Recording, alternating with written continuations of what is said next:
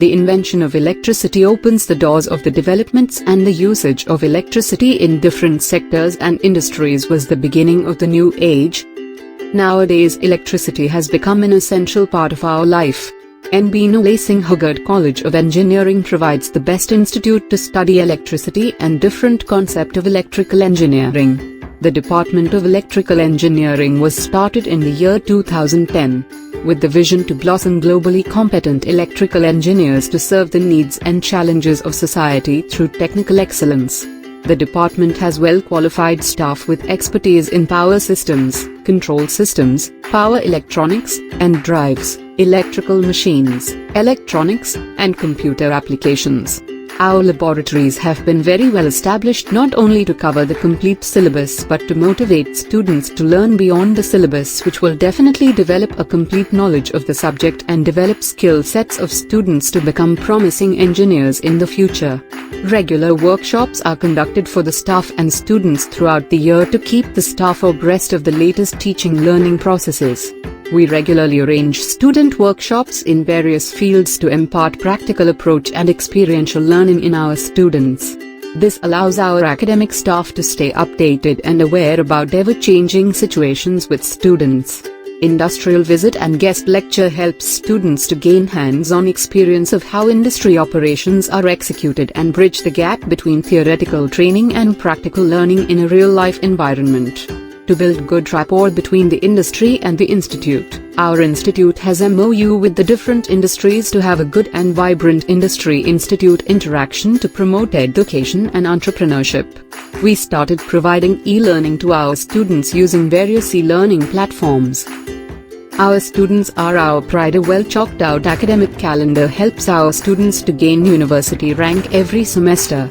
We provide comprehensive and rigorous coaching for the GATE exams. Our student-centered guidance focuses on the strengths and weaknesses of each student. This has enabled us to achieve a proven track record of GATE-qualified students from our institute. Our students are working with different public sector undertaking utilities.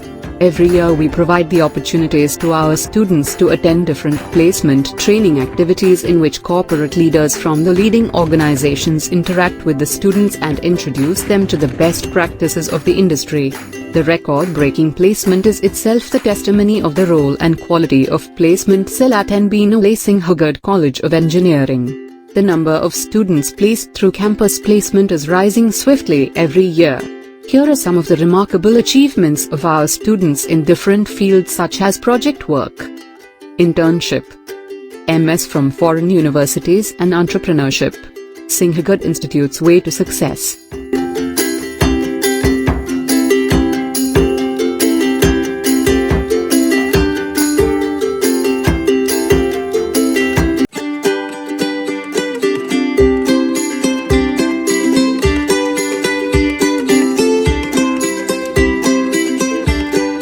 Sir was the All India 7th ranker in GATE 2008 exam with 99.96 percentile, and also sir qualified GATE exam 5 times.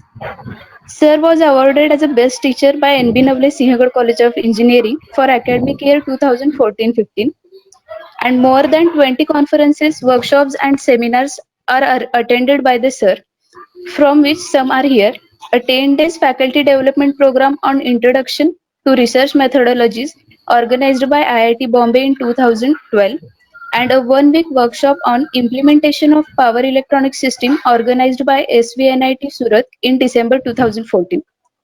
Sir is working as chairman of Establishment of Research Laboratories Committee under Center of Research and Technology Development, Singhagad Institute, Solapur. And also sir worked as a coordinator and member for various committees. So I request to our Honorable HOD, Professor Garse sir. Sir, please. Okay. Thank you, sir. A very good evening to all of you, and a very good evening to our today's guest and a speaker, as well as our second batch proud alumna, Mr. Naresh Konda. Today, it's the second day of our webinar series, and it's an honor to have Mr. Naresh Konda as a resource person or a speaker, we can say. I would like to definitely the Amruta will give you the detailed introduction of our today's speaker or the alumina. But I would like to add some points regarding Naresh. He is when he was in the final year, at that time he qualified the GATE examination. Also, he is having a working experience at the NTPC, that is the National Thermal Power Corporation at Solapur. NTPC is one of the group company from the Navratna group. You might have heard. Currently, he is working at a MSc TCL, Maharashtra State Electricity Transmission Company Limited.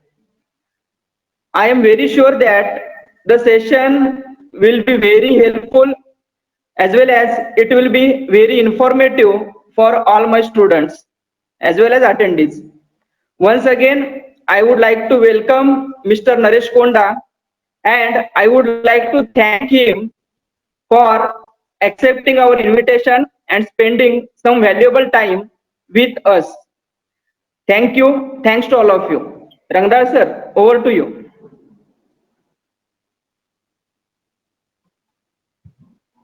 Thank you, sir. Yes, Hello, Amruta. Yes, sir. Shall I continue? Yes, please. Okay, thank you, sir. So now I would like to introduce our today's alumni guest speaker. I can say one of the finest diamonds of our electrical department, Mr. Naresh Konda, sir. At present, he is working as an assistant engineer at Maharashtra State Electricity Transmission Company Limited, that is MSc TCL.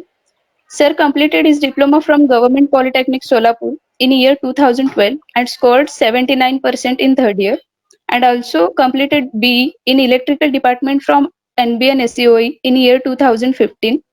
Subject of interest of Sir are control system and signal systems, power electronics and drives, and electrical machines. Sir qualified the GATE exams 2 times in year 2015 and 16. I would like to mention the government exams which they qualified: junior engineer at NTPC on the diploma basis, assistant engineer at MSCDCL, and assistant engineer at MSc TCL. So now I request to sir to start the session.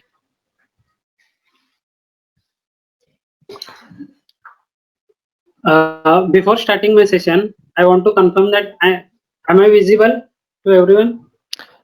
Yes, sir. You are visible. My voice is clear. Yes.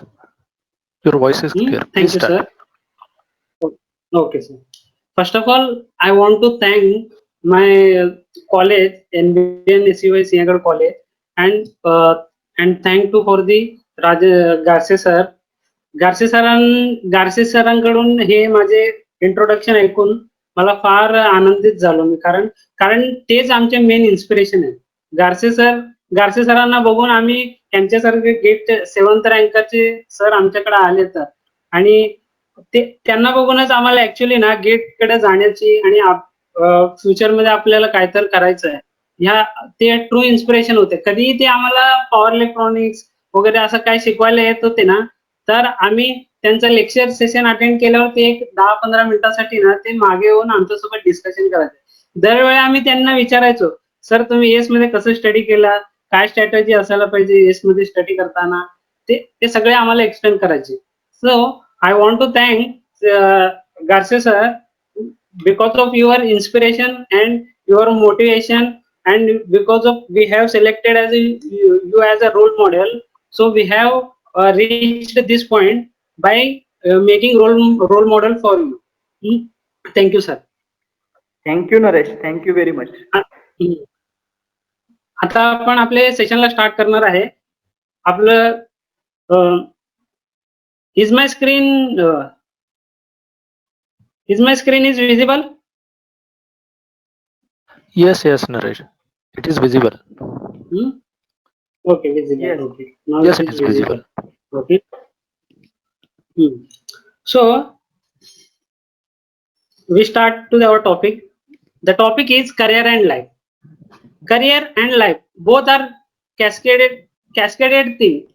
Career life is a cascading thing from. We normally say cascading things, cascade tripping. We normally called in our transmission. This cascading tripping happens. That like a life is related to career. If career is not good, then cascading tripping likewise, life is also not good. So life is mainly related to the career.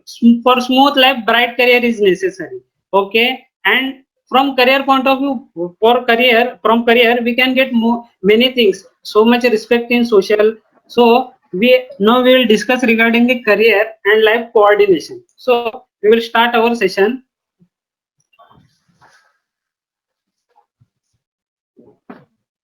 There are three important decisions of life we should make. So we have to think at least each and every time while making forward decision.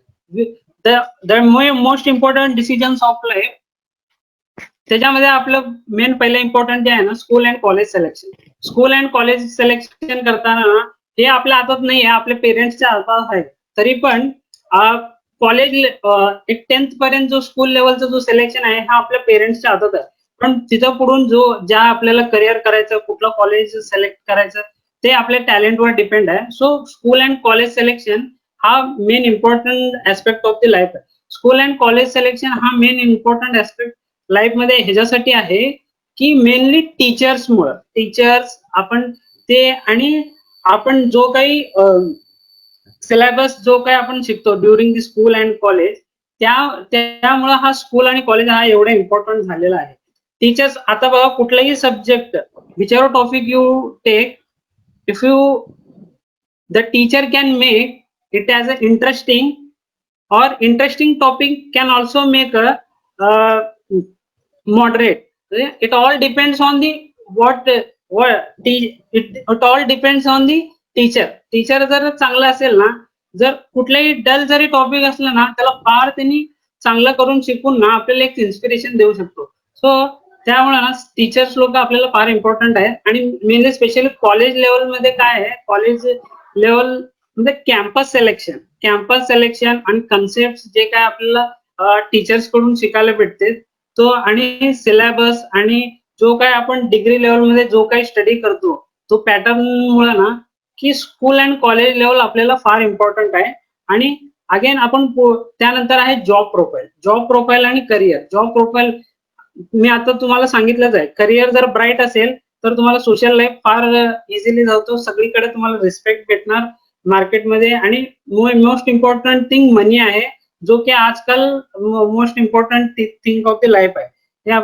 Third one is a marriage आहे, त्याच्याबद्दल आपण काय discuss करणार नाहीये. Sir पण आपल्याला काय permission दिलेलं नाहीये, त्यामुळे पहिले दोनच टॉपिक आज डिस्कस करणार आहोत आपण.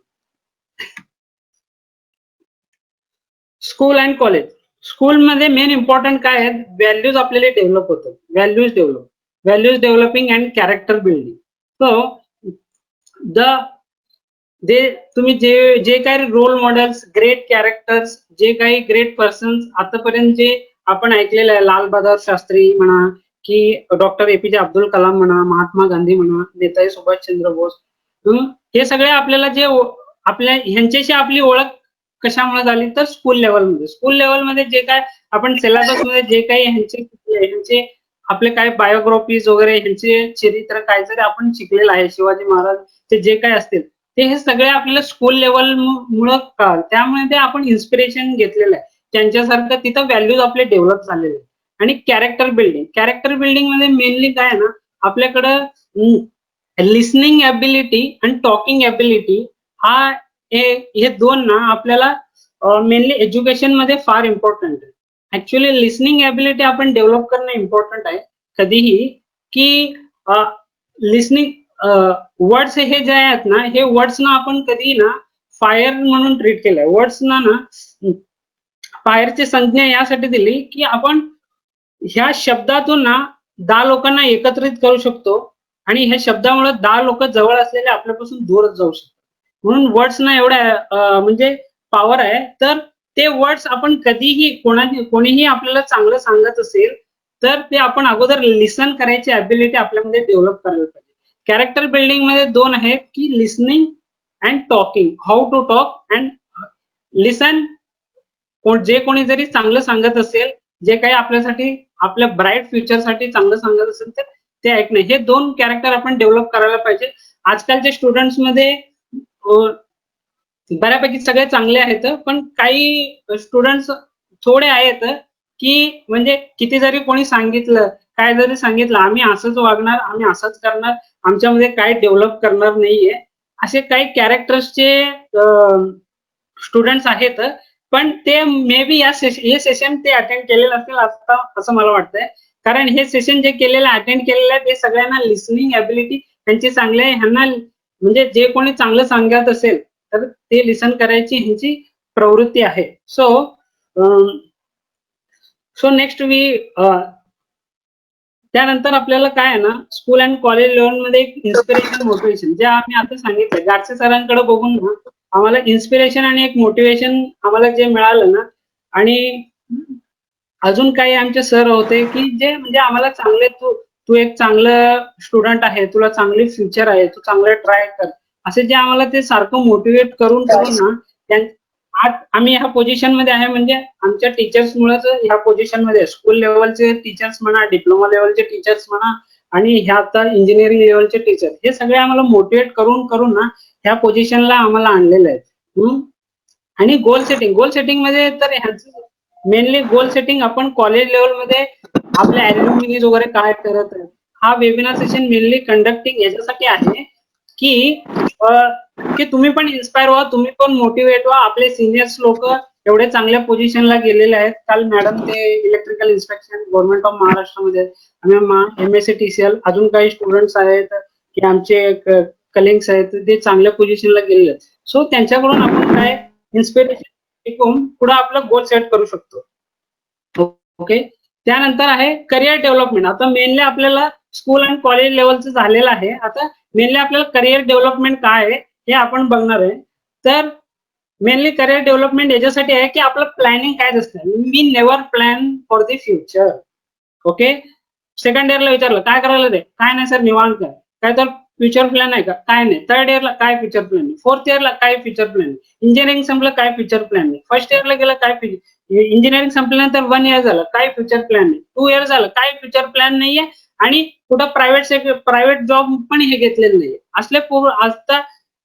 असल्या पोरांबद्दल म्हणजे थोड्या त्यांनी विचार करायला पाहिजे की आपण फ्युचर आपलं काय प्लॅन आहे, की तो प्लॅन सक्सेसफुली इम्प्लिमेंट, जेवढं प्लॅन आपण करतो सक्सेसफुली इम्प्लिमेंट पण करतो का, हा पण एक इम्पॉर्टंट आहे. आणि फॉलो द क्राऊड, आपलं मेन काय आहे ना ड्रॉबॅक की फॉलो द क्राऊड. लोक जसं जातात ना त्या डायरेक्शनने जायचं, आपण काहीच थिंक करायचं नाहीये.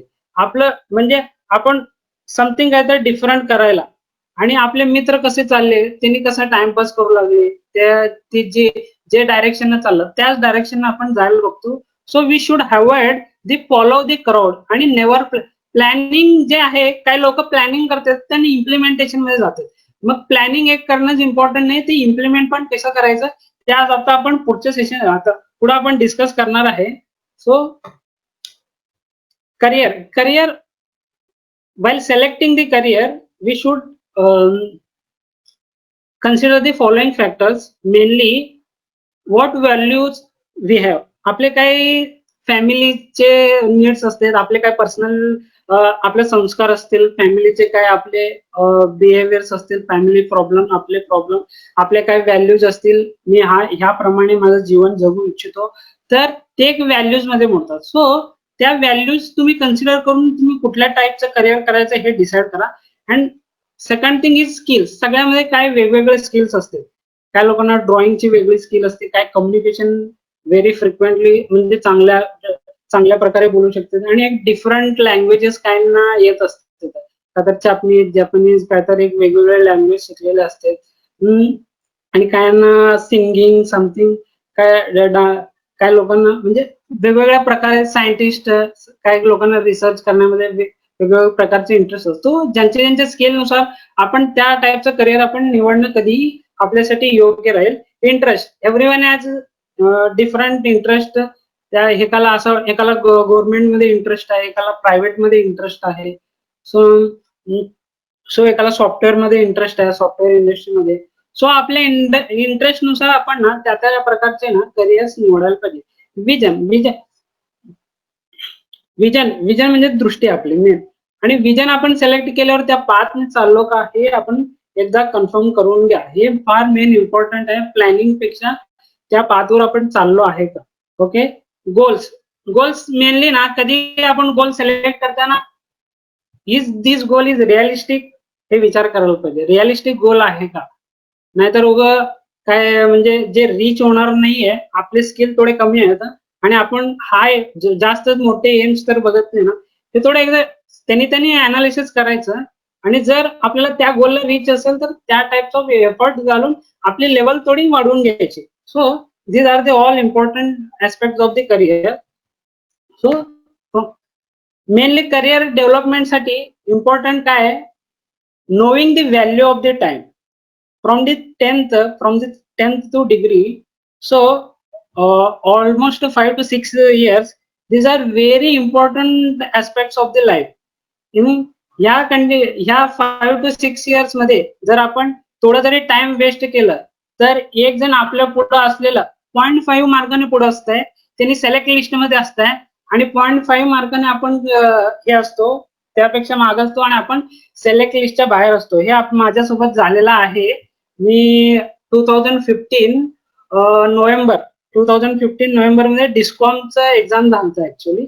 त्यावेळी मी एस मध्ये होतो, तर तेवढं प्रिपरेशन करायला मला काही टाइम भेटलेला नाहीये त्यावेळी. म्हणजे त्यावेळी क्लासेस होते एसचे मॉर्निंग 6 to नाईट 8:30, ऑलमोस्ट विचार करा 12 to 14 hours होतं. त्याच्या अगोदर स्टार्टिंगला एक मंथ वगैरे थोडं रिलॅक्सेशन होतं की फक्त इव्हनिंग सेशन घ्यायचे आणि मॉर्निंग सेशन. पण त्यानंतर त्यांचं बिझी शेड्यूल होतं, त्यामुळे स्टडी करायला भेटलं नाही. पण त्याच्यामध्ये काय झालंय, थोडं त्यामध्ये माझ्याकडून पण लॅकिंग झालं की पॉवर सिस्टीम स्टडी करायचं राहिलंय. पॉवर सिस्टीम मध्ये मेनली स्विच गिअर ना मी स्टडी करायचं राहून गेलंय टाइमच्या ह्याच्यामध्ये. तर 0.5 मार्काने मी वेटिंग लिस्ट मध्ये होतो आणि 0.5 मार्क ज्यांना पडलेले आहे ते सगळे सिलेक्ट लिस्ट मध्ये होते. ते 1 year नंतर परत ते वेटिंग लिस्ट क्लिअर झालं, तो भाग वेगळा. पण फॉर इन्फॉर्मेशन म्हणजे एकेका मार्काने. आणि न्यूक्लिअर पॉवर कॉर्पोरेशन म्हणून तुम्ही ऐकलं असेल, न्यूक्लिअर पॉवर कॉर्पोरेशन, त्याचं पण माझं ना 0.33 इंटरव्ह्यू उकलेला आहे. म्हणजे काय आहे ना, एक मार्क आपल्याला इम्पॉर्टंट आहे ह्या लाईफ मध्ये. 10th पासून जे आपलं डिग्री कम्प्लिशन आहे थ्रू आउट द करिअर म्हणून एक मार्क आपल्यासाठी इम्पॉर्टंट आहे. तर आपलं टाइम किती व्हॅल्युएबली आपण यूज करून आपलं फ्युचर करिअर ब्राईट करायचं असेल हे थोडं विचार करून आपण सगळे म्हणजे पुढचे स्टेप त्याप्रमाणे तुम्ही प्लॅनिंग करा. Okay. We will move to the next topic. What is the strategy plan for the study.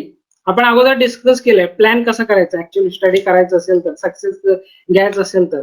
त्यासाठी मी माझ्याकडून एक सजेशन आहे जे तुम्ही फॉलो करू शकता. मेनली की ज्यांचे नॉन टेक्निकल आणि कम्युनिकेशन स्किल हे नाहीये, those students who do not have a strong non technical capability and communication skill, those people have to develop non-technical skill and communication skill during second and third year also only, because most of the student consider as a second year and third year is a relaxation year. Relax. Mainly diploma students हे third year मध्ये third year फुल घासून आलेले असतात अभ्यास करून. ते ना second इयरला आल्याबरोबर एवढं वर्ष एकदम थोडं रिलॅक्स काढायचं, पुढच्या वर्षीपासून काय तर करू आपण. एवढं काय सेकंड इयर मध्ये काय करायचं, मग थर्ड इयर मध्ये पण काय जाऊ दे, काय आता फायनल इयर मध्येच काय करायचं तेव्हा करू, आतापासूनच कशाला करायचं, मग ह्या मेंटॅलिटीने असतात. So we have to be very careful. हे रिलॅक्सेशन इयर्स नाही आहेत, हे मोस्ट इम्पॉर्टंट इयर्स आहेत, second year and third year. And during this year you should develop non technical and communication skill. Okay, हे पक्का लक्षात ठेवा. कारण या पिरियड मध्ये जर तुम्ही केले नाही तर पुढं तुम्हाला फार कमी टाइम भेटेल किंवा तुम्हाला जेवढा वेळ देऊ शकायचं ते देऊ शकत नाही. आणि तोपर्यंत काही ऑपॉर्च्युनिटीज पण गेलेले असतील. Mainly due to aptitude and reasoning, group discussion and interview, भरपूर लोकांचे म्हणजे कॅम्पस सिलेक्शन मधनं बाहेर पडलेले आहेत. त्यामुळं ना हे दोन इम्पॉर्टंट ऍस्पेक्ट्स आहेत की जे सेकंड अँड थर्ड इयर मध्ये तुम्ही ना हे करा. सेकंड इयर पासून RS अगरवालची बुक आहे ऍप्टिट्यूड साठी, क्वांटिटेटिव्ह अँड रिझनिंग साठी. सो मेनली ना आपण डेली 2 आवर्स काढा आपल्यातले. काय बिझी शेड्यूल काय पण असू दे आपल्या कॉलेज लाईफ मध्ये 2 आवर्स काढायचे आपल्या सेकंड इयर आणि थर्ड इयर मध्ये, की 2 आवर्स काढायचे आहेत आपल्या. काढून 1 hour for aptitude and reasoning and 1 hour for group discussion, interview साठी कम्युनिकेशन स्किल काय डेव्हलप करायचे असतील त्यासाठी 1 आवर काढायचे. हे इम्पॉर्टंट आहे. जर ह्या लेवल मध्ये जर आपण करू शकलो नाही तर पुढं पॉसिबल होणार नाही. कारण फायनल इयर स्पाइक आहे. फायनल इयर कधी येतो आणि कधी जातो काही समजत नाहीये. त्या पिरियड मध्ये काय आपले काय वेगवेगळ्या प्रकारचे करिक्युलर ऍक्टिव्हिटीज असतात आणि त्या प्रोजेक्ट मेन आणि तेव्हाच कॅम्पस सिलेक्शन बऱ्याचशा गोष्टी आपल्याला फेस कराव्या लागतात. सो फायनल इयर साठी काही सोडू नका. सेकंड अँड थर्ड इयर मध्ये हे मेनली दोन तुम्ही करायलाच पाहिजे. जर कोणाचे हे टेक्निकल आणि non technical and communication skill, aptitude, reasoning हे जर स्ट्रॉंग असतील तर you can carry through technical syllabus. तेव्हा तुम्ही टेक्निकल सिलेबस कम्प्लिटली हे करा. टेक्निकल सिलेबस कडेच लक्ष द्या. हे जर दोन्ही कोणाचे स्ट्रॉंग असतील तर. पण ज्यांचे स्ट्रॉंग नसतील त्यांनी चालू करा. ओके. आता टेक्निकलच्या रिलेटेड ना जे आपल्याला आपण स्टार्ट कधी करायचं आहे हे आपण डिस्कस करू मेनली. कारण आपण रिअलिस्टिक व्ह्यूने जाऊ. कारण मी असं डायरेक्टली सांगणार नाही की तुम्ही सेकंड इयर पासूनच टेक्निकल बी स्टार्ट करा, नॉन टेक्निकल बी स्टार्ट करा, कम्युनिकेशन स्किल बी करा आणि कॉलेजचं पूर्ण लेक्चर सगळे अटेंड करा. हे सगळं म्हणजे थोडं रिअलिस्टिक वेने बोलायचं झालं, नॉन टेक्निकल आणि कम्युनिकेशन स्किल एवढा आणि कॉलेजचा जो टेक्निकल सिलेबस आहे रेग्युलरली आपण अभ्यास करतो आणि टेक्निकल साठी आपण काय जे टाइम देत असतो कॉलेजच्या एक्झामच्या अगोदर आपले PL जे हे देतात त्या पिरियड मध्ये आपण जे अभ्यास करतो, ओके नो प्रॉब्लेम. पण टेक्निकल स्टार्ट करण्याचं परफेक्ट टाइम जर असेल या सगळ्या फॅक्टर्स कन्सिडर करून, तर at the end of the third year अगोदर आपले दोन्ही नॉन टेक्निकल कम्युनिकेशन स्किल संपले पाहिजे. आणि समर सीझन जो असतो बिफोर द फायनल इयर, जो समर सीझन असतो त्या समर सीझन पासून आपण टेक्निकल स्ट्रॉंग तिथं करायचं. 2 मंथ्स असतोय समर सीझन जे आपल्याला हॉलिडेज भेटलेले असतील. त्या पिरियड मध्ये आपण टेक्निकल स्ट्रॉंग करायचं. कारण सेकंड इयर मध्ये आपण सगळे सब्जेक्ट आपण कव्हर झालेले असतील आणि थर्ड इयर मध्ये ऑलमोस्ट थर्ड इयरचं फायनल सेमिस्टरचं एक्झाम दिलेलं असतं. ऑलमोस्ट ते 5 सब्जेक्ट जे काय असतील आपल्या सगळे आपल्या लक्षात असतील. आणि थर्ड इयरचा फर्स्ट सेमिस्टरचे बिफोर 3 मंथ्स ओनली आपण दिलेले 5 सब्जेक्ट असतात. तर ऑलमोस्ट 50% तरी काय तर आपल्याला लक्षात आहे. सो थर्ड इयरचे ऑलमोस्ट काही सब्जेक्ट आपल्याला लक्षात आहेत. सेकंड इयर मधले थोडेफार आपण विसरले असतील, फक्त त्यांना रिवाइज करायचं आहे. आणि थर्ड इयरचे ऑलरेडी आपले झालेले आहे. सो आणि सेकंड इयर आणि थर्ड इयर मध्येच ना मेनली आपले जे गेट साठी इम्पॉर्टंट, IAS साठी इम्पॉर्टंट आणि कॅम्पस सिलेक्शन इम्पॉर्टंट, जे काही कॉम्पिटेटिव्ह एक्झाम साठी इम्पॉर्टंट जे आहेत ना ते थर्ड इयरच्या एंड पर्यंत ऑलमोस्ट कव्हर होते. 1-2 सब्जेक्ट राहिले असतील तर ते काय फायनल इयर सोबत हे सब्जेक्ट जर आपण सगळे व्यवस्थित कव्हर केले, सगळे यांच्यावर कमांड घेतले, त्यांच्यासोबत जो फायनल इयरचे जे सब्जेक्ट असतील आपले ते आपण त्यांच्यासोबत हे करू. जो final year just before the final year जो समर सीझन त्या 2 मंथ मध्ये जो आपलं जे काही सेकंड इयर थर्ड इयर जो काही सब्जेक्ट आपण टेक्निकल तिथं स्ट्रॉंग करायला पाहिजे. ओके. ह्या कंडिशन मध्ये काय होतंय, when you are entering in a final year, you are strong in technical section, you are also strong in non-technical section, and you are eligible for all type of jobs. You are eligible for government jobs, you are eligible for the GATE IAS related exams, and you are eligible for the campus selection interviews, group discussion, and the software industry सगळ्यांसाठी आपण eligible होतो. Software मध्ये mainly काय aptitude, reasoning, group discussion मध्ये mainly problem काय होतो actually कधी कधी इंटरव्ह्यू पेक्षा पण ग्रुप डिस्कशन थोडं फार डिफिकल्ट वाटतं खरं सांगायला तर. इंटरव्ह्यू हा मेनली तो जास्त आपल्याला पर्सनली विचारत असतो आणि काय टेक्निकल रिलेटेड टॉपिक विचारतो, ओके. पण ग्रुप डिस्कशन मध्ये प्रॉब्लेम काय होत आहे, तो एक वेगळाच काय तर टॉपिक देतात आपल्याला. आणि त्याबद्दल आपल्याला नॉलेज नसतं. दोन दोन बॅरियर्स येतात while discussing, while conducting in a group discussion. There are two barriers. One is we don't have knowledge regarding any type of topic if they given in group discussion, and second thing is language barrier. एक तर so suppose कोणी language barrier जरी नसलं, suppose याला कोणी जाणलं की महात्मा गांधी बद्दल बोला, ह्यांनी कधी ते काय महात्मा गांधीचं काय ऑटोबायोग्राफी ह्यांनी काय पूर्ण काय वाचलेलं जर नसेल, तर ह्यांनी काय म्हणणार, Mahatma Gandhi is a great leader, is a राष्ट्रपिता ऑफ इंडिया, एवढं बोलणार ह्यांनी शांत बसलो. ह्याच्यापेक्षा ह्याला जास्त पुढं काय नाहीये. म्हणजे हे नॉलेज नसल्यामुळे आपण जास्त बोलू शकतो. दुसरं काय आहे की सेकंड थिंग काय आहे की नॉलेज आहे माझ्याकडं, पण काय लँग्वेज बॅरियर आहे. कोणाचे इंग्लिश वगैरे स्ट्रॉंग नसतील तर ते काय आहे, ते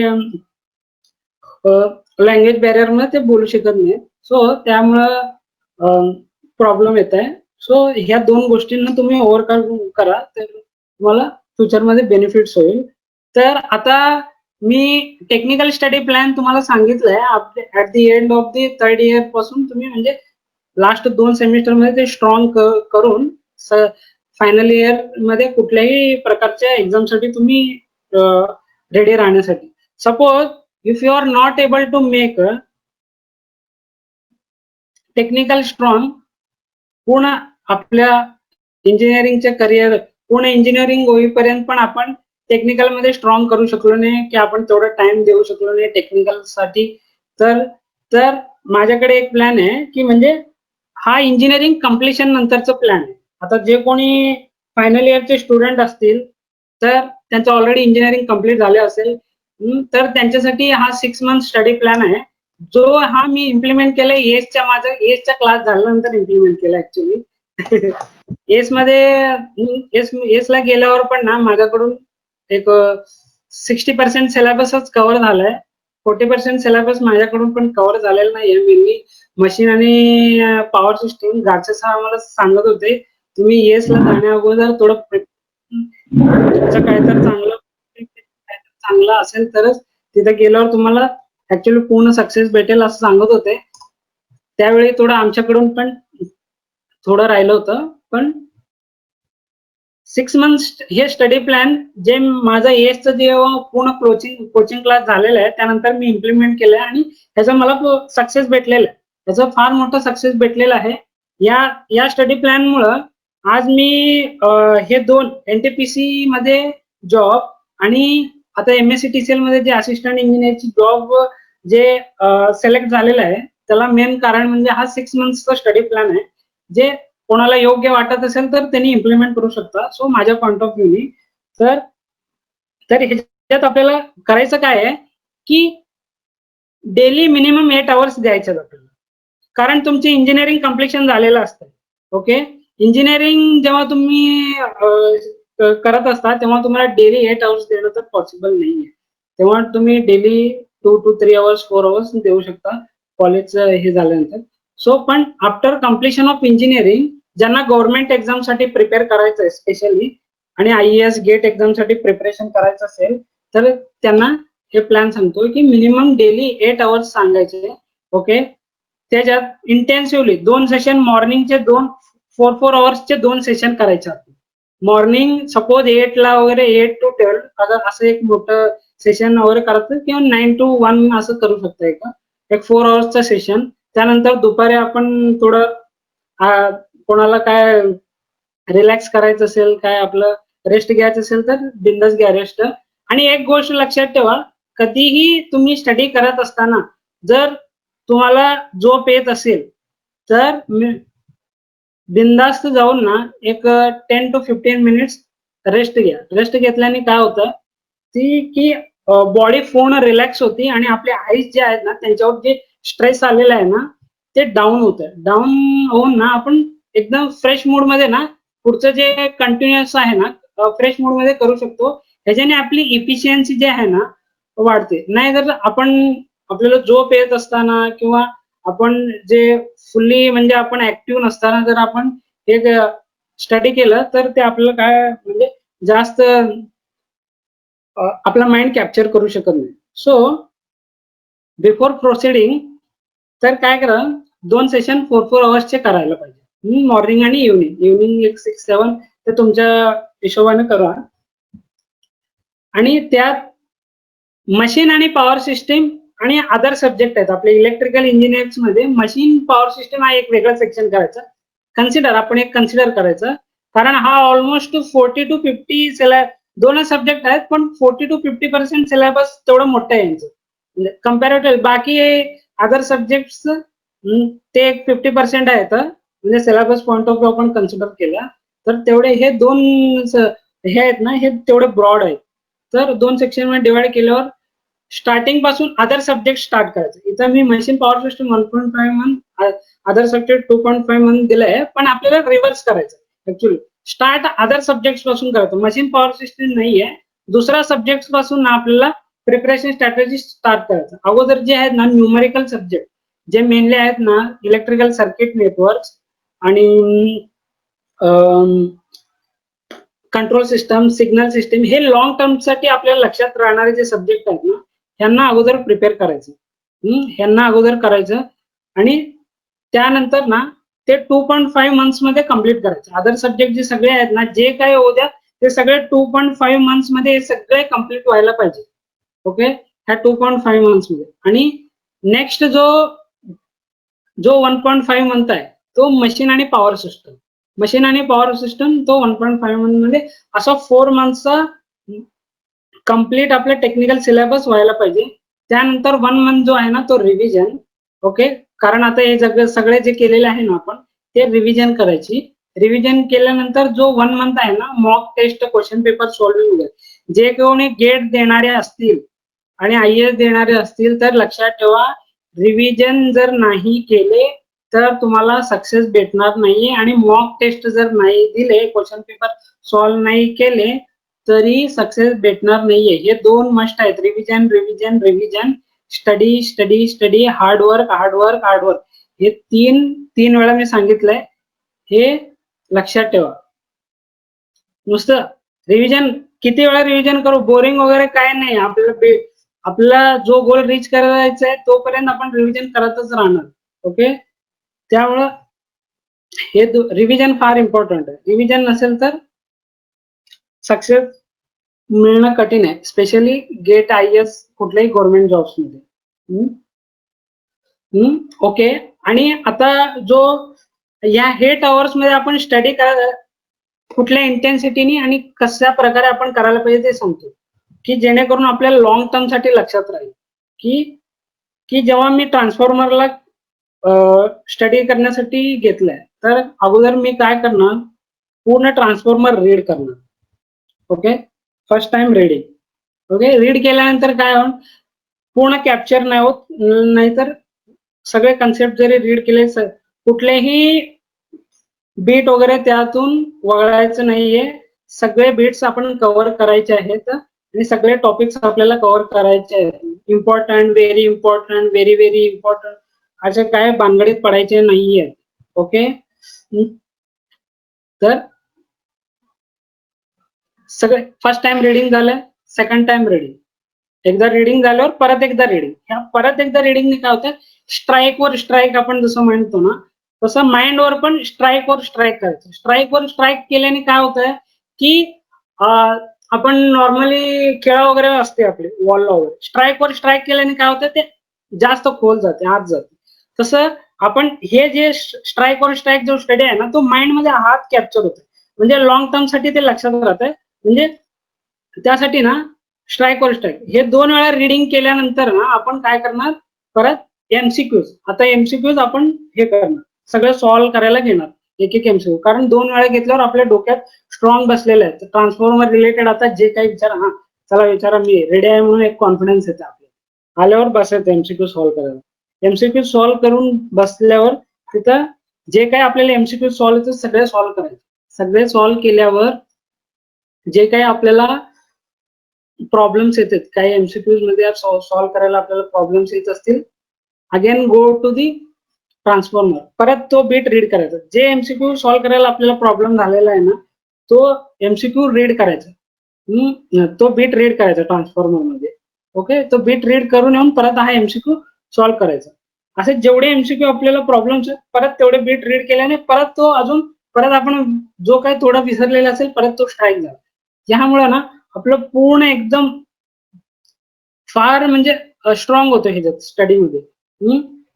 आणि ह्या झाल्यावर काय करायचं, एवढं सगळं झाल्यावर परत एकदा रिडिंग करायचं. परत एकदा रिडिंग ह्याच्यासाठी करायचं, आतापर्यंत फर्स्ट 2 टाइम्स आपण जेव्हा रिडिंग केलं तर आपल्याला माहित नव्हतं की ट्रान्सफॉर्मर मध्ये एमसीक्यू वाईज काय इम्पॉर्टंट आहेत, आयएस क्वेश्चन्स काय विचारलेले आहेत, गेट क्वेश्चन्स काय विचारलेले आहेत, कॉम्पिटेटिव्ह एक्झाम साठी काय विचारलेले आहेत, डिप्लोमा लेवलवरती काय विचारलेले आहेत, हे आपल्याला अगोदर 2 टाइम्स जेव्हा आपण रीड केलं तेव्हा माहित नव्हतं. पण जेव्हा एमसीक्यूज वगैरे सॉल्व्ह केलो आपल्याला हे पण समजलं की एमसीक्यू वाईज ऑफ काय काय विचारलं. तो परत एकदा रीड केलाय ना एकदम स्ट्रॉंग होऊन जाईल. एकदम स्ट्रॉंग होऊन झाल्यावर परत एकदा एमसीक्यू करायचे. परत एकदा ह्याच्यामध्ये काय झालं, 2 टाइम्स एमसीक्यू 3 टाइम्स रीडिंग, तेव्हा तुमची ट्रान्सफॉर्मर पूर्ण कम्प्लीट झालंय. याच्यानंतर तुम्हाला कोणी जरी विचारलं ट्रान्सफॉर्मर रिलेटेड, कधीही विचारलं, कुठल्याही क्षणी विचारलं काही, तर तुम्हाला ते लक्षात राहणार. हे मी इम्प्लिमेंट केलेलं आहे म्हणून तुम्हाला सांगू लागलो.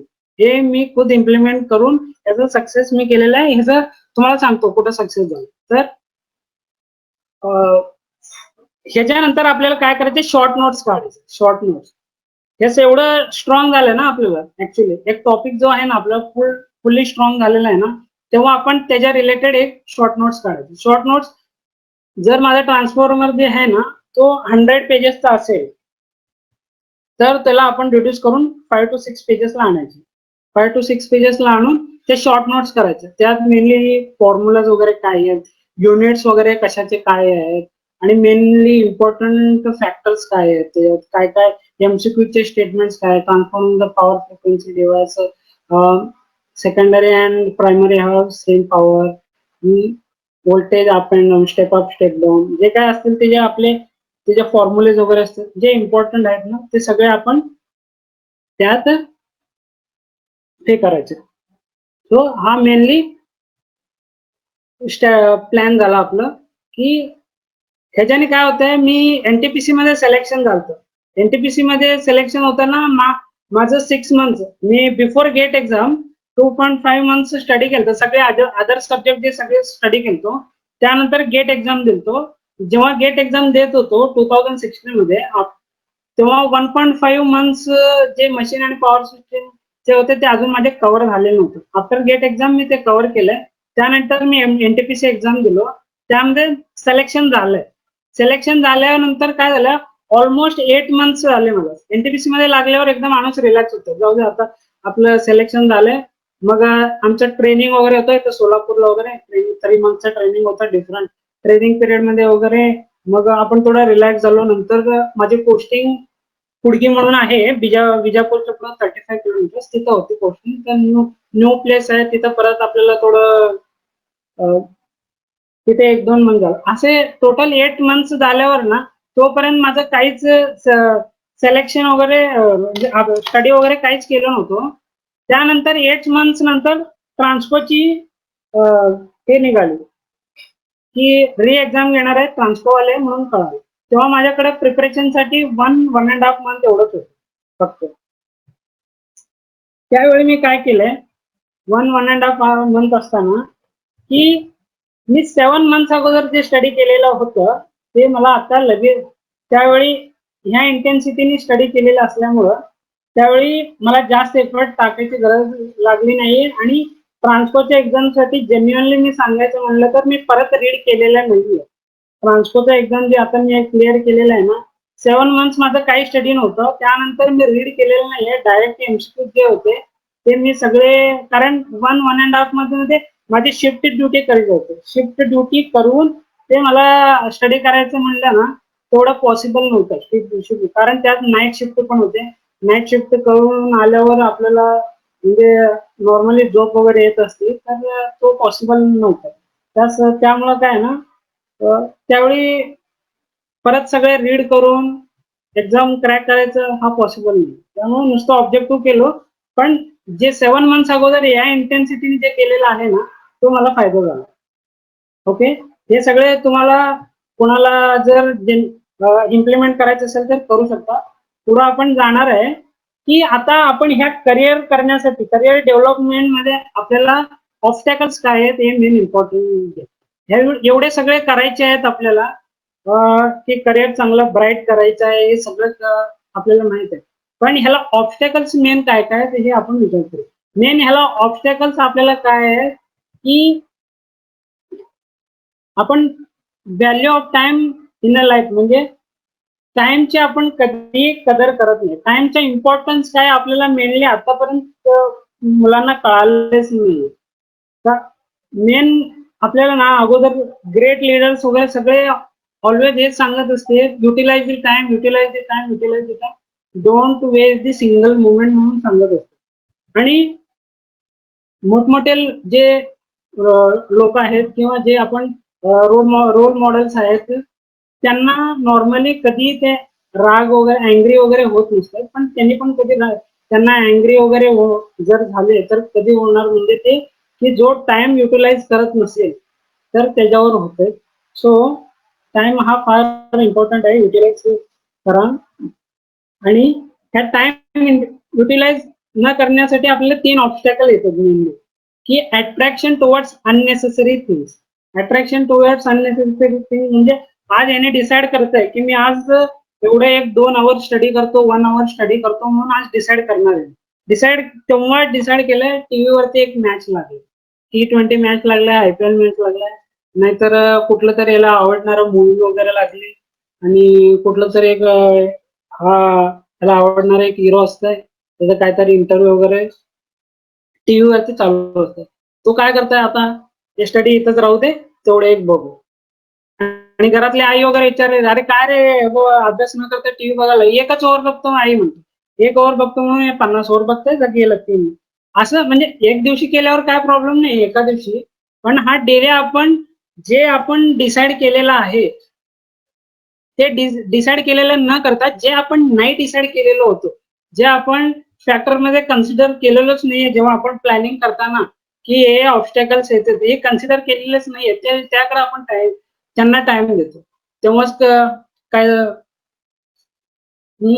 कोणाचं तर मित्राचं वगैरे फोन येत आहे, मग त्यावेळी म्हणजे मित्राचा फोन वगैरे त्यांच्याशी बोलणं काय नाहीये, म्हणजे बोलू शकता तुम्ही, पण अननेसेसरी डिस्कशन जास्त, म्हणजे जिथं 10 मिनिट बोलायचं तिथं आपण उगाच त्याला वाढवून 10 मिनिटापेक्षा 30-40 मिनिट डिस्कशन, काय उपयोग नसतो आणि इथं आपली स्टडी गेली. So attraction toward unnecessary things. आणि मेनली आजकाल ना students be careful regarding handling the mobile gadget. Okay, mobile use करण्याबद्दल फार म्हणजे तुम्ही केअरफुली राहा, कारण कधी आपण जे ठरवलेलं आहे तो प्लॅनिंग इम्प्लिमेंट करायचं असेल तर अगोदर आपलं माइंड स्टेबल पाहिजे. मेनली माइंड स्टेबल असणं फार इम्पॉर्टंट. तर हे मोबाईलमुळे 2 गोष्टी व्हायल्यात आजकाल. माइंड अनस्टेबल व्हायलंय, जे तुम्हाला सगळं माहित आहे. म्हणजे आपण बऱ्याचशा गोष्टी एवढ्या आहेत की जे न बघणाऱ्या गोष्टी त्याच्यात आहेत, आणि जे आहे न ऐकू शिकणाऱ्या गोष्टी त्याच्यात आहेत, जे काय मी तुम्हाला जास्त बोलणार नाही त्याबद्दल. तर बी careful regarding handling the mobile. त्यामुळे माइंड अनस्टेबल होऊन ना आपण जे डिसाईड केलेलं असतं ना ते आपण ह्यालाच आपण संकल्प शुद्धी म्हणतो. आपल्यात म्हणजे तुम्ही कधी ऐकलेलं असेल तर संकल्प शुद्धी वगैरे म्हणतात, की म्हणजे आपण एक संकल्प केलाय पण त्यावर इम्प्लिमेंट करू शकलो नाही. ओके, नेक्स्ट आहे आपल्याला काय आहे ना, लेझीनेस. लेझीनेसमुळे काय होतं, प्रोकॅस्टिनेशन. आपण काय होतं, आता ठरवलेलं काम जे आहे ना, काय नाही का 10 मिनिटानंतर करू, 15 मिनिटानंतर करू, नाहीतर संध्याकाळी करू, नाहीतर उद्याच करू वगैरे, असं ढकलत ना, हे लेझीनेसमुळे ना प्रोकॅस्टिनेशन होऊन ना आपण ते पुढं ढकलत जातो. ते आपण ठरवलेलं काम कधी करतच नाही.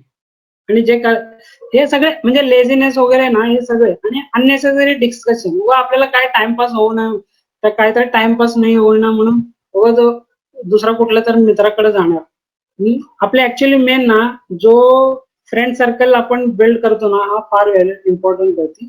कारण माझे जे फ्रेंड्स वगैरे होते ना मी ज्यांच्यासोबत जास्त म्हणजे आपल्याला सगळेच मित्र असतील आपल्याला म्हणजे कॉलेज लाईफ मध्ये, पण मेनली जे एक सर्कल असते 5 to 6 मेंबर्स आपले असतात ज्यांच्यासोबत आपण जास्त क्लोज असतो.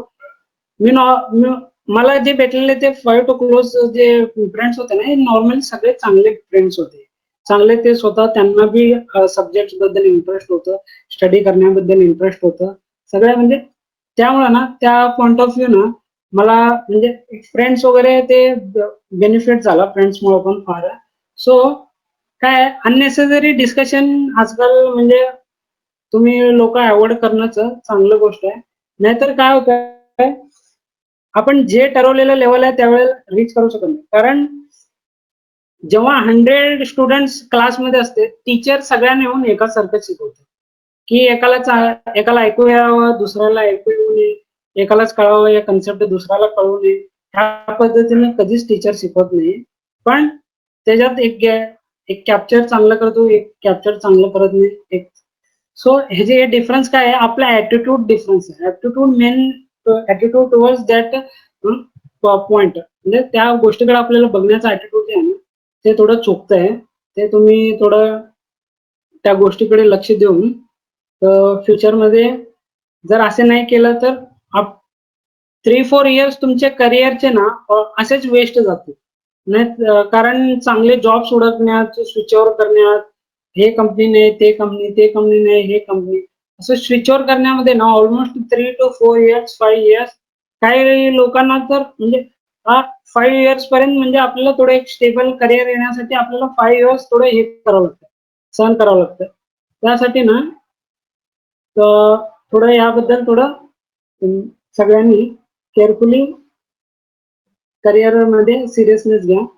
ओके, थँक्यू मला टाइम दिल्याबद्दल. Any questions?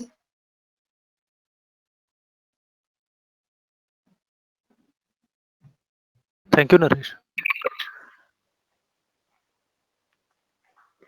Student, you can ask if you have any doubt or any question.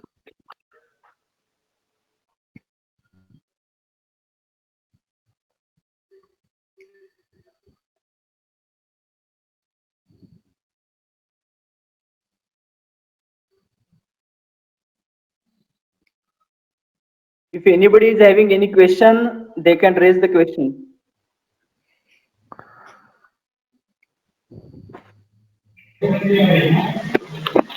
Hello, sir. बोला. Sir, how to focus goal?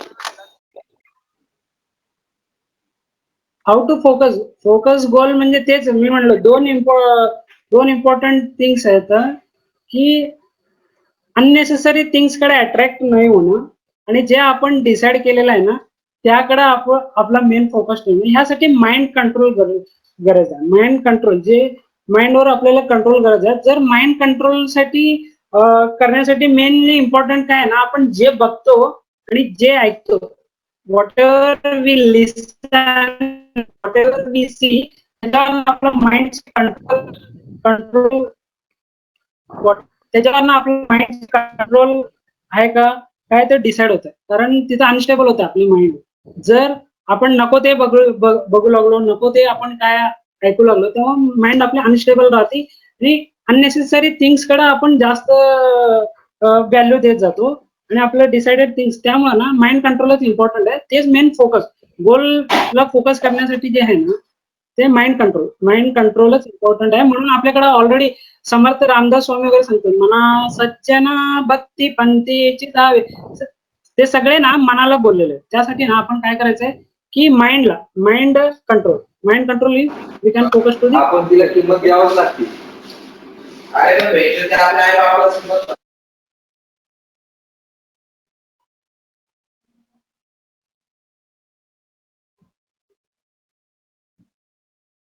Yes, आणखीन कोणाला काही क्वेश्चन असेल तर विचारू शकता.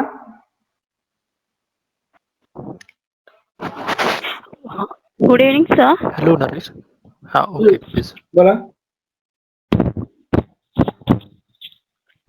Good evening, sir. My question is it is possible to qualify exams like GATE, ISC without joining any coaching classes? And what is the strategies you would like to suggest us? हा, mainly मला हे गेटचं coaching चांगलं question विचारलंय गेटचं coaching बद्दल. की मला काय गेटचं coaching class attend केलं तर 2 फायदे आहेत आपल्याला, की तिथं गायडन्स जे गायडन्स आहे ना, चांगल्या प्रकारे आपल्याला गायडन्स भेटतो. आणि दुसरं जे आहे ना, की आपल्याला तिथं इन्स्पिरेशन भेटतं. इन्स्पिरेशन आणि तो एक एन्व्हायरमेंट आहे. ह्या 2 गोष्टी आपल्याला तिथं आपल्याला मेनली ना तिथं गेलं तर फायदा आहे. की जर आपल्याला आपण करू जर जास्त एकदम जोडण इच्छेने ठरवलं तर आपण इथं पण करू शकतो. पण मेनली तिथं गेल्यावर काय आहे, आपल्याला तो पॉझिटिव्ह एन्व्हायरमेंट भेटल्यामुळे ना आपण जास्त स्पीड म्हणतो. जिथं आपण 30च्या स्पीडने जाणार आहे ना, तिथं 50च्या स्पीडने जातो आणि लवकर गोल अचीव करतो. आणि एफर्ट पण आपल्याला कमी घालणं थोडं एफर्ट्स म्हणजे त्यांनी चांगले गायडन्स दिल्यामुळे ना आपल्याला एफर्ट्स तेवढेच आपले वाटतात. की डिफरंट कॉन्सेप्ट लर्न करण्यामध्ये त्यांनी फार इझी करून आपल्याला शिकवलेलं असतं. त्यामुळे लवकर समजतं. आणि बेटर वे कोणाला जर मनापासून इच्छा आहे की मला कसल्या परिस्थितीत एखादं गव्हर्नमेंट एक्झाम क्रॅकच करायचं आहे, गेट एक्झाम क्रॅकच करायचं आहे आणि IAS क्रॅक करायचं आहे आणि माझं टॅलेंट आहे, हे 2 गोष्टी ज्यांना फुल्ली फील होत आहे की मी कसल्या परिस्थितीत करू शकतो, त्याने better way you can join. तुम्ही जॉईन करा, कारण तुम्हाला एन्व्हायरमेंट भेटते चांगलं आहे. आणि मेनली ना जर कोणाला येसचं जॉईन करायचं असेल तर ना हैदराबाद इज बेस्ट. म्हणजे हैदराबाद मध्ये करा. काही लोक पुणे वगैरे पण म्हणतात, पण बेस्ट वे येस हैदराबाद मध्ये जॉईन करा. कारण फॅकल्टीज वगैरे फार बेस्ट आहेत. खरं सांगायचं म्हणलं ना, फार बेस्ट फॅकल्टीज आहेत. चांगले कन्सेप्ट म्हणजे त्यांच्याकडून शिकायला भेटते. फार इंटरेस्टिंग आहे तसं. ओके, तिथे गेल्यावर. Okay, sir. So my next question is, how does keep motivated during journey of career? काय How does keep motivated during journey of career? Okay, motivated साठी मेनली आपल्याकडे रोल मॉडेल पाहिजे. ओके, मेनली रोल मॉडेल्स असेल तर आपण motivate होतो. ते role models आपण तुम्ही कुठलेही म्हणा, APJ अब्दुल कलाम म्हणा की लालबहादूर शास्त्री म्हणा, आपले महात्मा गांधी म्हणा, कुठलेही ते रोल मॉडेल्स असतील. आणि आपले डेली जीवनातले पण आपले रोल मॉडेल्स असतील, जे आपले सिनियर्स वगैरे आहेत, जे चांगले करिअर करून चांगल्या म्हणजे जॉब्स वगैरे मिळवलेले आहेत, ते पण आहे आपले एक रोल मॉडेल्स आहेत. आणि आपले शिक्षक लोक पण आहेत, ते हे सगळे आपले रोल मॉडेल्स आहेत. मेनली आपल्याला ना मोटिवेट होण्यासाठी ना त्यांच्याकडे आपण जेव्हा बघत असतो, एव्हरी टाइम जेव्हा आपण त्यांच्याकडे बघत असतो, ते एक सेल्फ मोटिवेशन, इनर मोटिवेशन आपल्याला जनरेट होते की हा मला पण यांच्यासारखं व्हायचं, मला पण यांच्यासारखं व्हायचं. म्हणून ना तो इनर मोटिवेशन आपल्याला जनरेट करण्यासाठी ना तुम्ही ना एक रोल मॉडेल आपल्याला सेट करा. आणि ते रोल मॉडेल सेट करण्यासाठी एक चांगले तुम्ही बुक्स वगैरे रीड करा. बुक्स रीड करण्यात तेवढे इंटरेस्ट पण येत नसेल तर आजकाल युट्यूब मध्ये भरपूर काही तुम्हाला जे काही मोठमोठे जे आपले ग्रेट कॅरेक्टर्स होऊन गेलेले आहेत, ओके, स्वातंत्र्यवीर वगैरे जे काही ग्रेट कॅरेक्टर्स वगैरे होऊन गेलेले आहेत, सगळे युट्यूब मध्ये व्हिडिओज आहेत त्यांचे. तुम्ही निवांत लिसन पण करू शकता. म्हणजे आपल्याला बुक्स वगैरे रीड करायची म्हणजे तेवढी पेशन्स वगैरे पण नसेल ना, युट्यूब वरती तुम्ही निवांत लिसन करण्यात तर काय प्रॉब्लेम नाहीये. आपण म्युझिक तर म्हणजे जास्त रीड करत असतो, त्यात एक 50% टाइम याला दिलं तर आपल्याला अजून जास्त बेटर होईल. Okay, Okay, thank you. Hello, Naresh. हा sir. Hello. This is Biradar, sir. Just I want sir, to सांगा ask one thing, that whatever you experienced at the Hyderabad when you went for the coaching of the GATE classes, whether you experienced that whatever the things you covered in the 3 years of your engineering, second year, third year, and final year, they helped you in understanding the further part, whatever it is explained there, or that was the new thing which was explained at that place. what is your experience at that time? तुम्ही एकदम best question विचारलं sir. की Yeah. मी तुम्हाला एक तुमच्यासाठी खुश खबर सांगू इच्छितो सर. मेनली काय आहे ना, की कंट्रोल सिस्टीम जे आहे ना, आम्ही येस मध्ये हे केलं सर, की मिनिमम एफर्ट आम्हाला ते स्टडी करण्यासाठी, जर आम्ही मिनिमम एफर्ट्स अंडरस्टँडिंग करण्यासाठी आणि गेटच्या दृष्टीने स्टडी करण्यासाठी आम्हाला मिनिमम एफर्ट जर कुठले सब्जेक्ट लागले असतील तर कंट्रोल सिस्टीम बिरादर सर एवढे म्हणजे थर्ड इयरला मे बी होतं कंट्रोल सिस्टीम. तर त्यावेळी त्यांनी गेट आणि IAS च्या रिलेटेड ते कन्सिडर करूनच शिकत होते आपल्याला. ओके. सो आपलं सिलेबस मेनली आपल्याकडे बरेचसे जे फॅकल्टीज आहेत ना ते आणि फॅकल्टीज आहेत आणि आपला सिलेबस बी जो आहे ना तो त्याला असिस्टंटच आहे. काय प्रॉब्लेम तिथं काय नवीन कन्सेप्ट वगैरे असं काय असते तसं काहीच नाहीये. नवीन काहीतरी वेगळं शिकवतो असं काही नाहीये. फक्त ते अप्रोच एक वेगळं शिकवत येतं पण कन्सेप्ट सगळे तेच असते. इथे जे आपल्याला टीचर्स लोक आपल्याला जे शिकवलेले आहेत कन्सेप्ट सगळे तेच कन्सेप्ट असतील. फक्त एक पॉइंट ऑफ व्ह्यू वेगळा आहे की गेट म्हणजे न्यूमेरिकल पॉइंट ऑफ व्ह्यू आहे. त्या दृष्टीने आपण कसं विचार करायचं ह्या पॉइंट्स कसे ऍप्लिकेशन पॉइंट ऑफ व्ह्यू जास्त असतो. गेटमध्ये काय ऍप्लिकेशन पॉइंट ऑफ व्ह्यू जास्त असतो. त्यामुळे ना इथं आपल्याकडे थेरॉटिकल पॉइंट ऑफ असतो की ड्रॉइंग काढणे तिचे एक्सप्लेनेशन करणे वगैरे. तिथं काय त्या ड्रॉइंग मध्ये थोडं त्यांनी काहीतरी ट्रेक करून देते. आपण जे आता स्टडी केलेलं आहे ते ऍप्लिकेशन पॉइंट ऑफ व्ह्यू. फक्त काय कन्सेप्ट सगळे तेच आहेत, बेसिक सगळे तेच आहेत आणि आम्हाला तिथं नवीन काय असं कन्सेप्ट शिकवलेलं नाहीये. फक्त त्यांनी आम्हाला अप्रोच जेव्हा तुम्ही दृष्टीनं बघता की वेगळ्या दृष्टीनं वगैरे या गेटच्या पॉइंट ऑफ कधी गव्हर्नमेंट एक्झाम IASच्या पॉइंट ऑफ व्ह्यू ना कसा बघायला पाहिजे हाच जो स्टडी तुम्हाला कॉलेजमध्ये शिकवलेला आहे हे competitive exam point of view तुम्ही कसं बघायला पाहिजे हे तिथंच आम्हाला येस मध्ये शिकवलेलं आहे. त्यापेक्षा कन्सेप्ट वगैरे काय भरपूर वेगळे म्हणजे काय वेगळंच नाहीये. सगळे हेच कन्सेप्ट आहेत आणि कंट्रोल सिस्टम तर आम्हाला काय एफर्ट टाकायचीच गरज लागली नाहीये. त्यामुळं बिरादर साहेब सर तर कंट्रोल सिस्टम फार चांगले शिकवले. Thank you, sir. Another question in a similar way. You said that about the preparation of the examination, right? Competitive examination. Whether whatever the things that you explained, म्हणजे तुम्ही जे सांगितलं की असं करायला पाहिजे, इथे हे करायला पाहिजे, इथे ते करायला पाहिजे, ह्या सगळ्या गोष्टी तुम्हाला आता कुठेतरी वाटते का की ह्या सगळ्या गोष्टी जर आपण इंजिनिअरिंग मध्ये केल्या असते तर डेफिनेटली थोडं वेगळा म्हणजे फरक पडला असता तुमच्या रिझल्ट मध्ये म्हणा किंवा तुमच्या त्या बाकीच्या करिअरच्या पुढच्या गोष्टीमध्ये, असं तुम्हाला वाटतंय का? तुम्ही म्हणजे तुम्हाला मुलांना असं सांगताय म्हणजे काही असं आता तुम्हाला या लेवलला असं वाटतंय का? तर मी ते म्हणूनच सांगितलं असं की आमचं डिप्लोमा कम्प्लीट झालेलं होतं तर आम्ही काय सेकंड इयर काय रिलॅक्स इयर म्हणून आम्ही कन्सिडर केलं. आतापर्यंत डिप्लोमा थर्ड इयर मध्ये भरपूर अभ्यास केलो की हे सेकंड इयर थोडं रिलॅक्स राहू म्हणून ह्या रिलॅक्स इयर म्हणून आम्ही कन्सिडर केलं. म्हणून मी ती बहुतेक ते वर्ड 3 वेळा काहीतरी बोललो म्हणजे जेणेकरून जास्त स्ट्राईक होईल. तर हे रिलॅक्सेशन इयर नाहीये ऍक्च्युली. तर ह्या इयर मध्ये ना आपण करायला पाहिजे होतं जे सेकंड इयर मध्ये आमच्याकडून राहिलं ते करायचं. पण बेस्ट वे काय आहे ना सेकंड इयर पासून केलं तर बेस्टच आहे. पण काय आहे आपल्याला जर काही लोकांना नॉन टेक्निकल पण करायचं आहे आणि कम्युनिकेशन स्किल पण बिल्ड करायचं आहे आणि टेक्निकल पण करायचं त्यावेळी टेक्निकलला थोडं कमी टाइम रिअलिस्टिक थोडं कमी टाइम दे. पण बेस्ट तर आहे की ज्यांचं की नॉन टेक्निकल आणि हे आहे नॉन टेक्निकल आणि कम्युनिकेशन स्किल बेस्ट असेल ना त्यांना तर मी सजेस्ट करतो तुम्ही सेकंड इयर पासूनच सगळे सब्जेक्ट फुल्ली तुम्ही गेट आणि IASच्या अप्रोचने करा. म्हणजे तुम्हाला फार म्हणजे खरं सेकंड इयर पासून जर केलं तर फारच बेनिफिशियल आहे. मग नसेल तर काय 1 इयर जास्त मग आपलं जास्त स्पेंड होईल की सेम गोल रीच होईल. तेवढंच आपण केलं तर 1 इयर अगोदर. I would like to add something. जसा की लास्ट क्वेश्चन जो होता मगाचा question regarding the IAS academy आणि गेट प्रिपरेशन.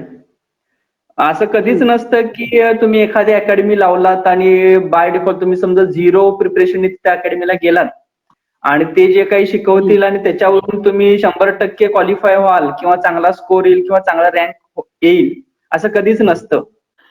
तुमचा हा बेसिक प्रिपरेशन हे तुमचं युजी लेवलला झालेलं असलंच पाहिजे, अंडर ग्रॅज्युएट लेवलला. हा नाही तो तर आहे सर. येस येस, हा तेच तुमचा पॉइंटच फक्त मी कंटिन्यू करतोय. दुसरी गोष्ट, एस मध्ये तुम्ही जर का बघाल किंवा कोणती अकॅडमी असेल, एस असेल, मेडिज असेल, की गेट फ्रॉम असेल, एक्सेट्रा कोणती असेल, नंबर ऑफ क्वालिफाईड स्टुडंट पेक्षा नंबर ऑफ डिस्क्वालिफाईड स्टुडंटचा जो काउंट आहे तो जास्ती असतो. ओके, त्यामुळे जर का कोणी असा विचार करत असेल की मी तिथं गेलो आणि समजा मी पूर्ण ब्लँक आहे, मी इंजिनिअरिंग मध्ये काहीच एफर्ट्स नाही घेतले आणि तिथे गेल्यानंतर मी 6 महिन्यामध्ये डायरेक्टली स्कोर येईलच माझा किंवा क्वालिफाय होईलच, गॅरंटी देता येत नाही. ओके, त्यामुळे तुम्हाला तुमचे जे ग्रॅज्युएट लेवलचे जे असतील, second year, third year, final as well as first year, okay, इथे तुम्हाला एफर्ट्स घ्यावेच लागतात. मी सरांना कंटिन्यू करू इच्छितो सर. सर जे सांगितलेले आहेत ना एकदम करेक्ट आहे की तुम्हाला ग्रॅज्युएट लेवल मध्ये ना तुम्हाला तर एफर्ट टाकावंच लागतील, फक्त तिथं तुम्हाला थोडं सपोर्ट होईल एवढंच. बरोबर आहे सर तुमचं म्हणणं, की तिथं जर काय ब्लँक नाही गेलं तिथं सगळं गाव गोंधळ होऊन जाईल, तुम्हाला ते कन्सेप्ट बी कळणार नाही, काय कळणार नाही. तिथं तुम्ही तुमचं चांगलं प्रिपरेशन पाहिजे ग्रॅज्युएट लेवल. बरोबर आहे sir, I agree. Yes yes.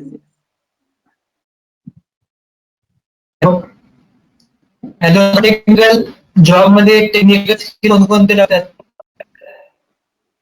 नाही चांगलं क्वेश्चन पुन्हा एकदा रिपीट करा.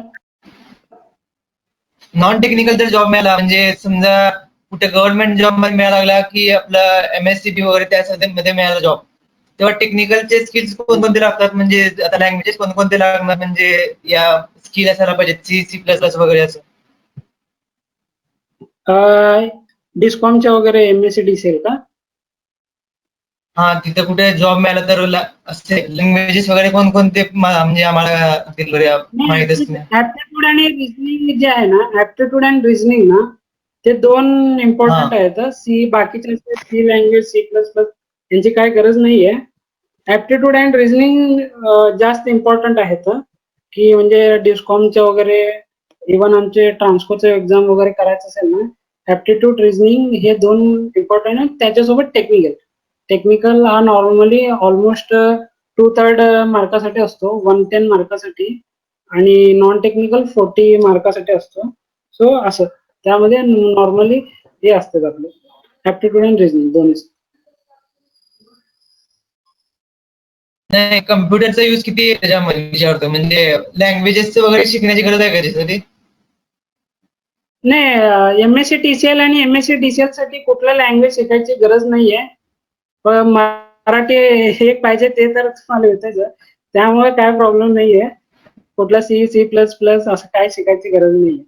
जर तुम्ही डिस्कॉम आणि ट्रान्सपोर्टसाठी जर प्रिपरेशन करत असेल आणि कुठल्याही गव्हर्नमेंट एक्झामसाठी, मला तर वाटतंय ना C++ लँग्वेज जे आहेत ना इलेक्ट्रिकल इंजिनिअरिंग रिलेटेड, त्यांना गरज नाहीये. नाही, आफ्टर गेटिंग जॉब म्हणाल मी, म्हणजे काम वगैरे लागेल तेव्हा. गेटिंग जॉब का? After getting job. After getting job पण काय लँग्वेजेसची गरज नाहीये, कोण सांगितलंय का? तेच लागेल का, लागते का, म्हणजे काय स्किल्स वगैरे त्याच्यामध्ये? नाही काय स्किल्स काय गरज नाही, एकदा सिलेक्शन झाल्यावर काय नाही परत तुम्हाला तिथं, फक्त ते नंतरचे काय स्किल वगैरे लागत नाही. अमित बनसोडे, दोन गोष्टी आहेत त्याच्यामध्ये. एक आहे सॉफ्टवेअर रिलेटेड अपॉर्च्युनिटीज आणि दुसरा असेल तुमच्या गव्हर्नमेंट किंवा PSU ची एक्झाम. जनरली PSU च्या एक्झाम मध्ये स्टेट लेवल असेल किंवा सेंट्रल लेवल असेल, त्याच्यामध्ये तुम्हाला CPP किंवा कोणत्याही कम्प्युटर बेस्ड लँग्वेजेस जे असतील त्या लागत नाहीत. पण जर का तुम्ही सॉफ्टवेअर साठी जात असाल, सॉफ्टवेअर इंडस्ट्रीसाठी वगैरे, त्यासाठी तुम्हाला प्रोग्रामिंग हे मस्ट आहे. सॉफ्टवेअर साठी मस्ट आहे. ते सर सांगितलं सॉफ्टवेअर साठी मस्ट आहे, गव्हर्नमेंट प्रिपरेशन साठी नाही. बरोबर.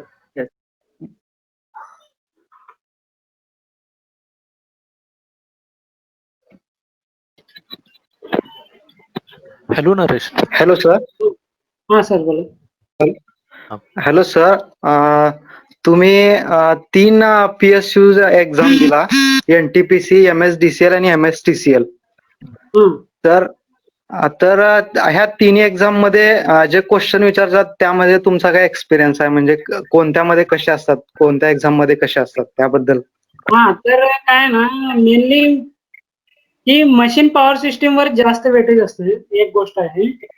पण तसंच तुम्ही नुसतं मशीन पॉवर सिस्टीम करून गेल्यावर पुरेसं नाहीये. तुम्हाला खरं सांगतो की कधी कधी मी एक्झाम जे क्रॅक केलेलं होतो, तुम्हाला सांगतो हे ट्रान्सपोर्ट एक्झाम जे क्रॅक केलेलं आहे, सगळे मशीन आणि पॉवर सिस्टीम जास्त लोक करून गेलेत. पण मी जे एक्झाम दिलेलं आहे त्याच्यात अॅनालॉग इलेक्ट्रॉनिक्स आणि पॉवर इलेक्ट्रॉनिक्स त्या एक्झाम मध्ये वेटेज होतं. म्हणून सांगतो कुठल्याही सब्जेक्टला हे घेऊ नका.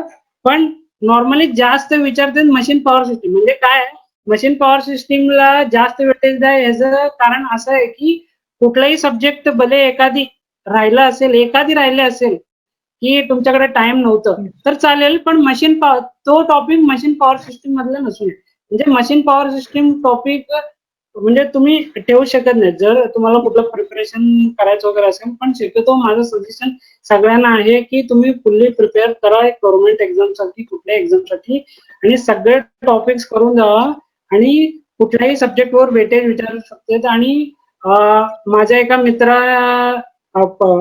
माझा एक मित्र होता की त्याने डिस्कॉमचे एक्झाम दिले. त्या एक्झाम मध्ये त्याला कंट्रोल सिस्टमचे 15 क्वेश्चन्स वगैरे आलते कंट्रोल सिस्टीम वर त्या एका एक्झाम मध्ये. म्हणून आपण असं काय डिसाईड करू शकत नाही. फक्त मेनली मशीन पॉवर सिस्टीम याच्यासाठी म्हणतात की ते कसल्याही परिस्थितीत आपण हे करायला रिस्क नाही घ्यायला पाहिजे. Okay sir, okay, thank you. Hello Naresh, माझ्याकडून एक क्वेश्चन आहे. तुमचे 2 अपॉर्च्युनिटी तुम्ही तुमच्या वेबिनार मध्ये सांगितलं, तुमचे 2 अपॉर्च्युनिटी थोडक्यात हुकले होते, एक 0.5 मार्काने, एक 0.37 मार्काने. बरोबर सर. हा, तर त्याच्याबद्दल थोडं हे करा, म्हणजे मुलांना मार्क्सचा इम्पॉर्टन्स काय ते समजेल प्लीज. हा नाही, मी ते सांगितलं ना, डिस्कॉमचा जो एक्झाम होता ना सर, की ते म्हणजे स्विच गिअर माझ्याकडून राहिलं होतं प्रिपरेशन मध्ये. स्विच गिअर माझ्याकडून एकच टॉपिक राहिलं होतं आणि जो स्विच गिअर माझ्याकडून राहिलं होतं ना त्याच्यावरती तिथं 10 क्वेश्चन्स आलते ऍक्च्युअली जिथं. आणि त्या एक्झाम मध्ये मी जिथं 46 अटेंड करायचे होते आउट ऑफ 50, तिथं मी 36 अटेंड करू शकलो क्वेश्चन्स. असं झालं माझ्याकडून.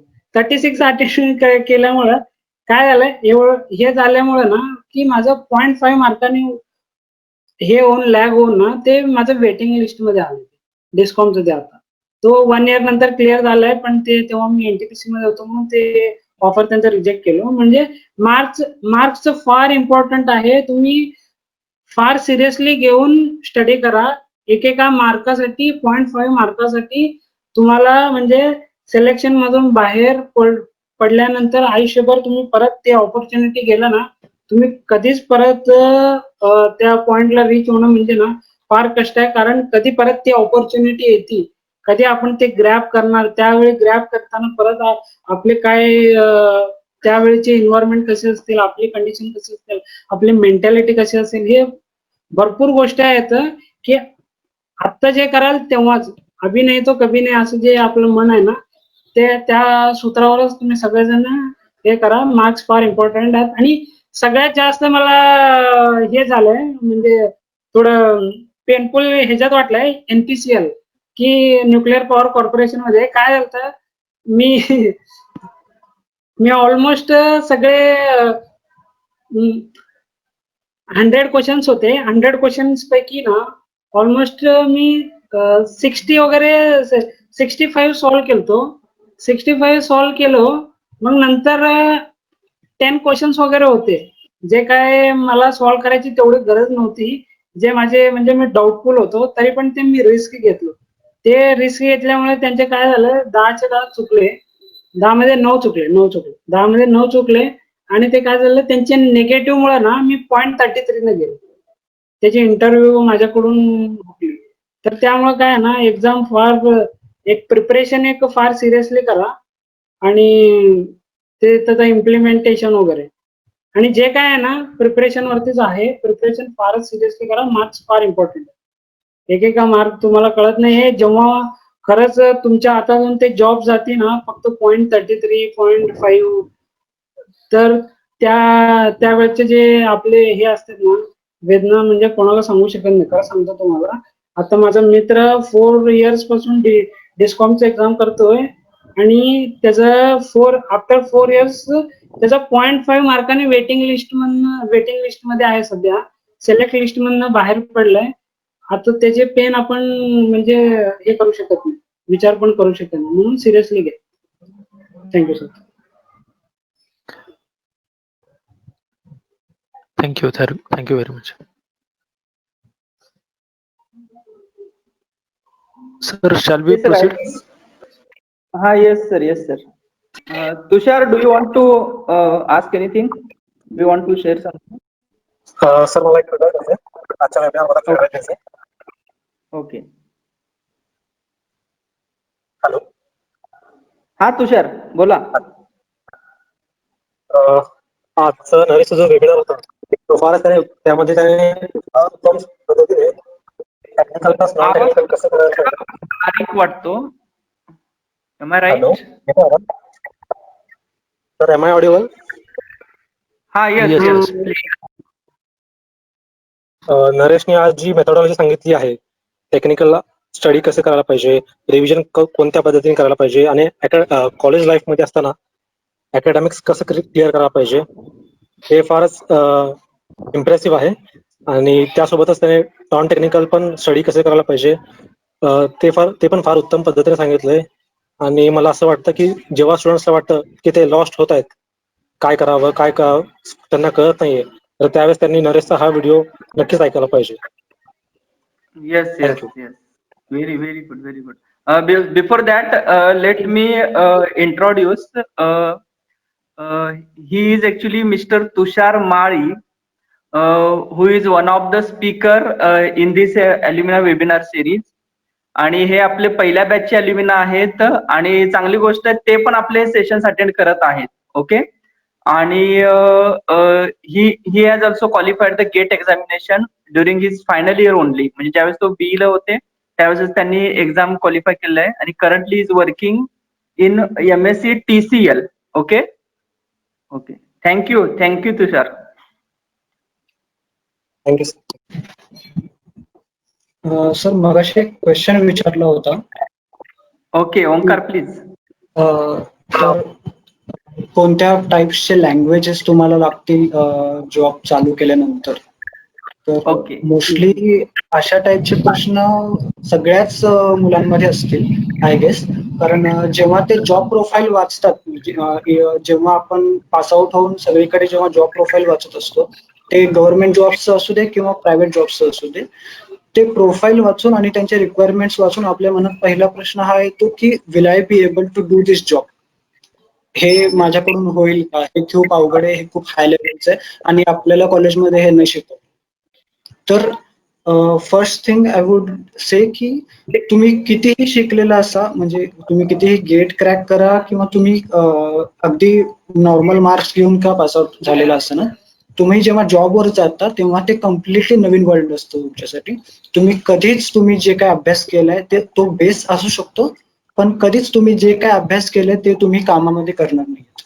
कामामध्ये तुम्हाला कम्प्लिटली वेगळ्या गोष्टी कराव्या लागणार आहेत आणि तुम्ही जिथे जाल तिथे त्या तुम्हाला शिकवल्या पण जातील पहिल्या 15 दिवसामध्ये आणि तुम्ही तिथे सेटल होऊन जाल पहिल्या 15 दिवसात की तुम्हाला हे करायचंय आणि तिथून वर्षभर तुम्ही हे करत राहणार. त्यामुळे कधीच हा विचार फर्स्ट टाइम करू नका की तुम्ही या जॉबसाठी आहात का, एबल आहात का, तुम्ही पास आउट होईल का, तुम्ही गेल्यावर काम करू शकाल का. ते तुमच्याकडून करून घेतात. तुम्ही करू शका अथवा न करू शका ते तुम्हाला तितकं चांगलं ट्रेन पण करतात आणि करून पण घेतात. Yes, Onkar, thank you. Let me introduce Mr. Onkar Kamegaonkar.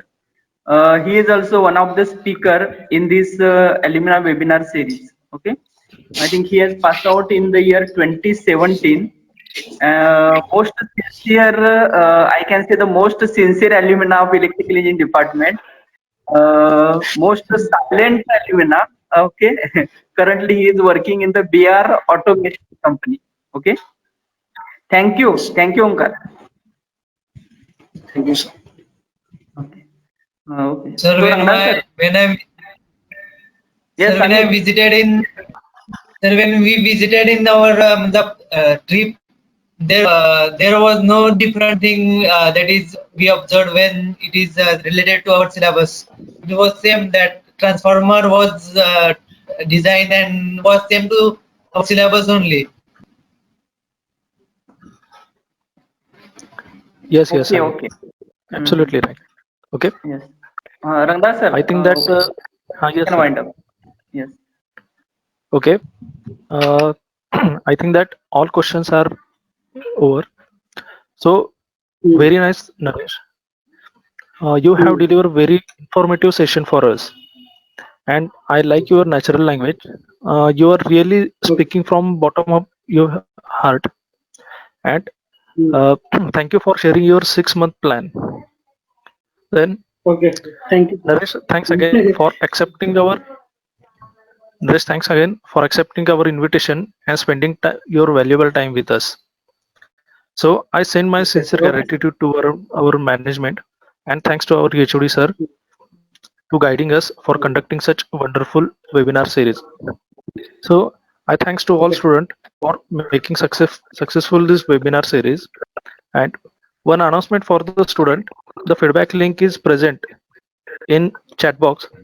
So please fill this feedback link for getting your certificate, and fill this feedback form carefully, because the same whatever you are going to fill into the name session and your college name, then uh, these two parameters are going to be printed on your certificate. So stay connected with us. Tomorrow we have next webinar, and the next webinar going to be delivered by Mr. Vishal Sinde, and our tomorrow's topic is opportunity in private sector. Okay. Thank you. Thank you, sir. Thank you. Thanks.